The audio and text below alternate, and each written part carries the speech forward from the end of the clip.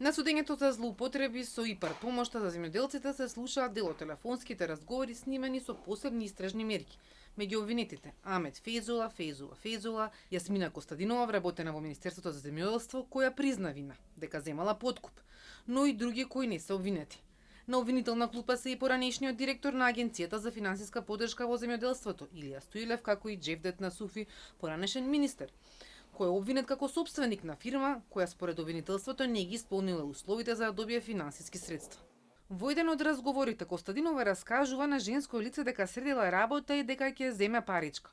Можеше да се слушне и дека Фейзула се интересира до каде е предметот преку Костадинова, но и дека таа барала половина од договорените 30.000 евра пред да се потпише договорот, како гаранција. Но Фейзула смета дека така не било првично договорено. Дополнително тој бара да не се кратат референтни цени од понудата. Во разговорите се споменува и сума од 50.000 евра. За одбраната, ова се само рекла казала разговори.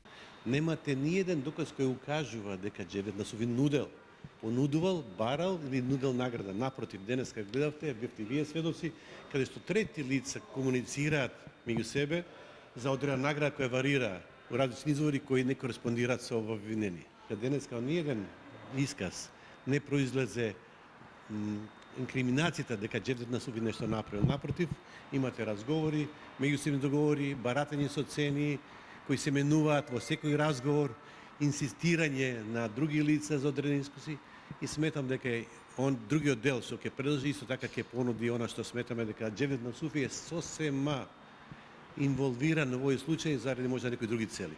Обвинителката вели дека денешните докази го потврдуваат обвинението. Разговорите кои денеска беа изведени упатуваат на дејства кои подоцна ги презеле обвинетите Насуфи и Илиев, а најави и други докази, како потврда на разговорите, како што се снимки од надзорни камери. Се наведе дека таа сума која што се бара од ИПАР фондовите по поднесено барање 500.000 евра. И тоа навистина е така. Се наведе дека оваа сума е без ДДВ. Материјалните докази кои што ќе бидат изведени, тоа ќе го докажат дека точно е таа сумата. И, најважното, се докажа дека 10% од оваа сума ветувал второ обвинетиот Џевдет Насуфи. Секако дека во понатамошниот текот на постапката ќе докажеме начинот на кој обвинетиот Илија Стоилев го извршил кривичното дело. Вие слушнавте разговори во кои децидно и јасно беше наведено што ако се намали сумата од референтните цени. Токму тоа се случи. И на следното рочиште ќе продолжат да се изведуваат посебните истражни мерки, но судиката одлучи да биде исклучена јавноста затоа што во дел од снимките има и приватни разговори.